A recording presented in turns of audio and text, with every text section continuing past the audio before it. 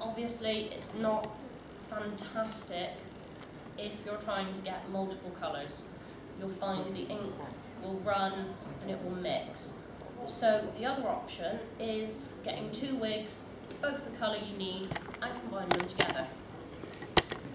This can also be used to thicken up wigs, just to give it that bit of extra poof if you need a big voluminous wig. It's a bit of a tactical manoeuvre, really, combining wigs. You really have to get to grips with the construction of the wig first and see if you cut it here, is it going to kill it? Essentially, a wig is a net cap on your head with strips sewn in and bias around the edges, really.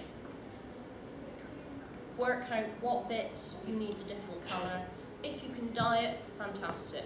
If not, cut a bit further into the wig than you need to, so you have extra room to work with. Obviously take the same part out of the other wig, and then it's really just a case of sewing them together. I wouldn't suggest gluing or anything like that. These wigs are flexible, they're easy to stick through a machine, you can just sew them. For thickening especially, it might be easier just to take apart weft by weft. In which case you will find from about the back of the head down to the bottom you'll get some nice thick wefts. The front is generally a solid piece which you're not going to be able to section out at all. You can sometimes get the fringe, but it's very difficult to add back into a new wig. Take it all apart, keep it in line what you've taken apart and where it's come from, so you know that it has to go back into a specific line. They're all different lengths and they're all different thicknesses, just so you know that this one is this one, and you're not going to have something short at the top, something really long at the bottom.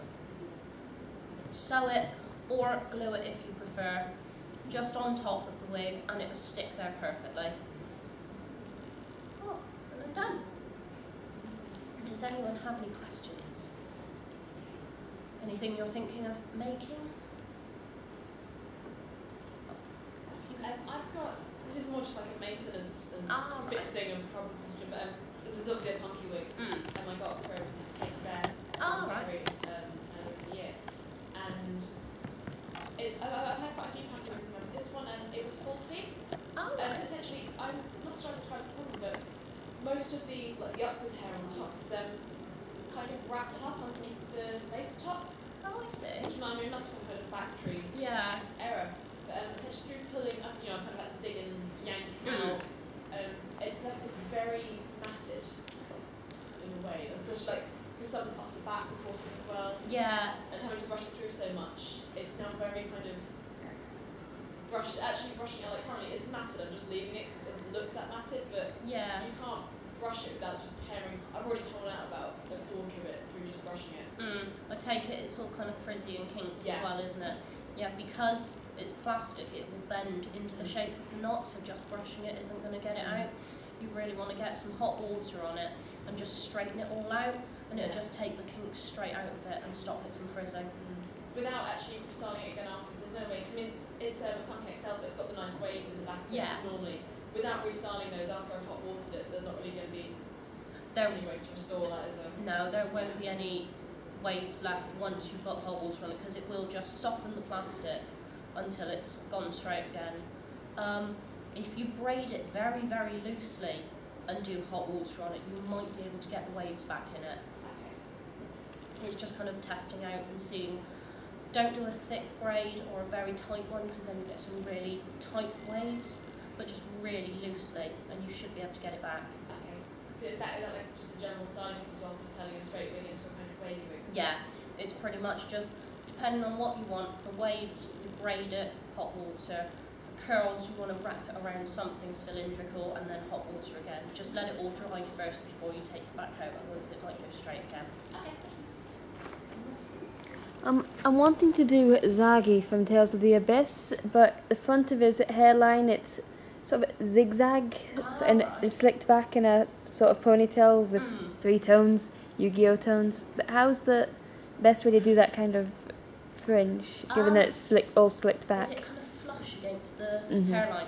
With that, it might be best to do kind of like a solid piece and just add it in on top of the wig cap already there.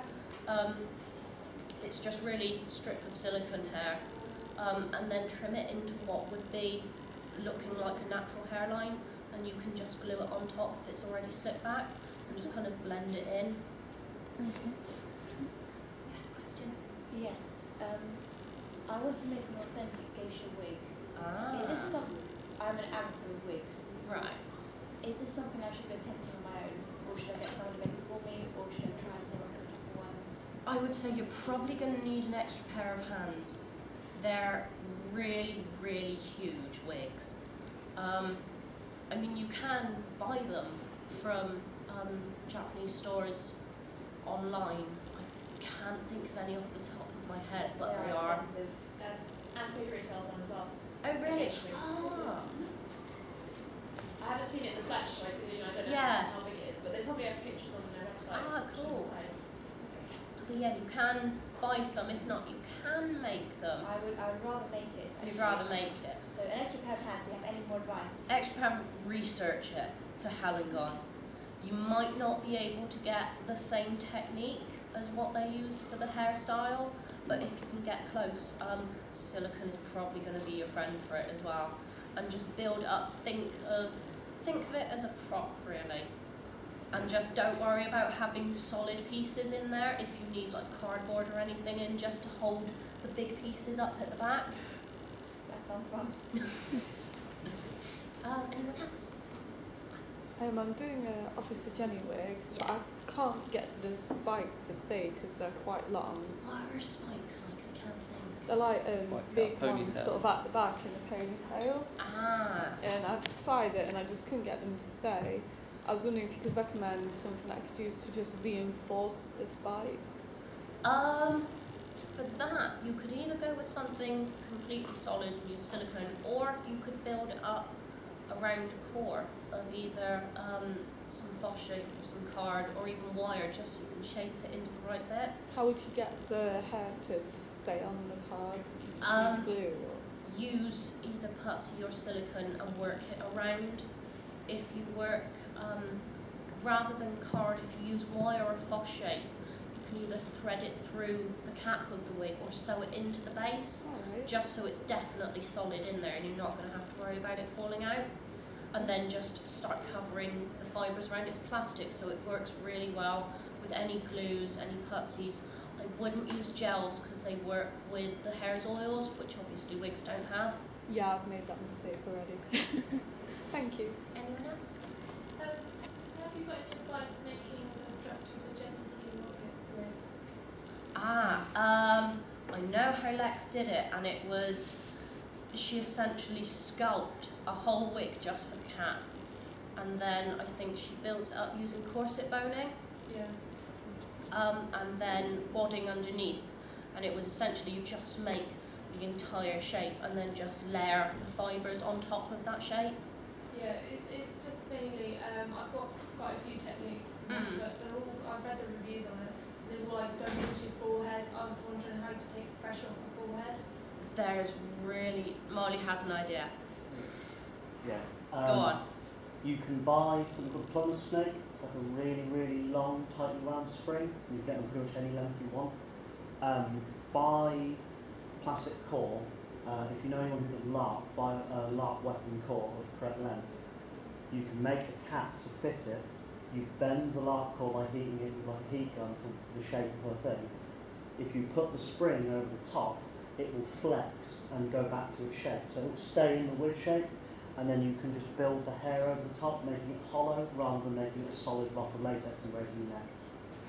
I had a friend who she's actually got spinal damage, so she wanted a light Jessie wig. So that's actually something we're working on for the last few weeks. Oh, thanks. If you want me to draw it up for you, I'll just grab us. Yeah, well done. Ah. Anyone